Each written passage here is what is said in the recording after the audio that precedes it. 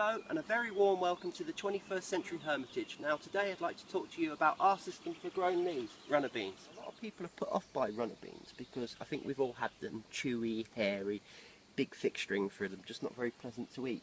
A very old-fashioned vegetable. These are not like that, I assure you. These are tender and sweet and not hairy at all. The variety is a scarlet runner bean.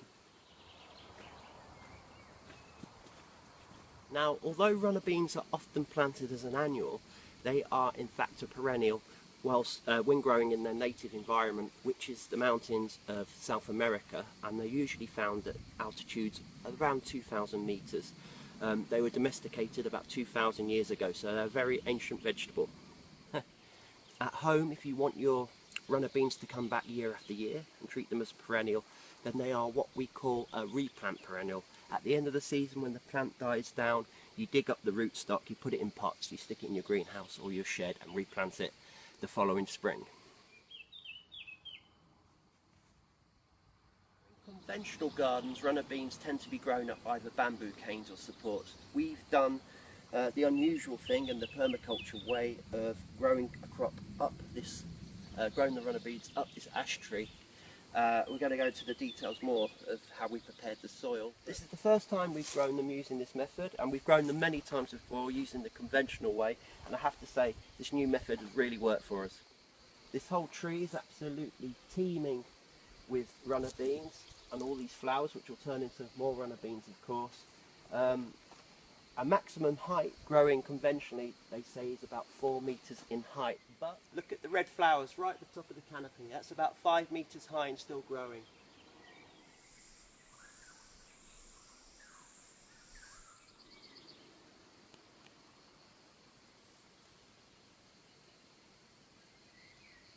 And there's also, of course, an ornamental value to growing runner beans. I mean, I think they look stunning.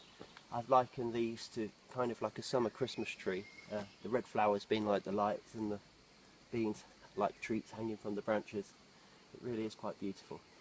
Other benefits of growing these is that the runner beans are in fact a nitrogen fixer, in that they take nitrogen from the atmosphere and pump it back into the soil via their roots on nodes, thus fertilising the ground around them.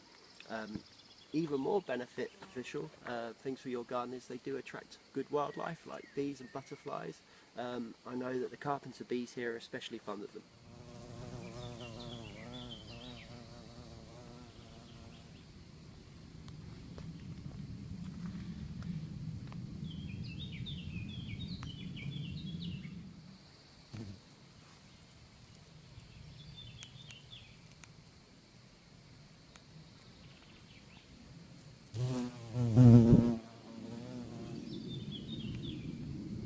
What we're going to do is we're going to leave some of the bigger, longer, stronger pods on the vine to dry out and save the seed, thus creating a good strain.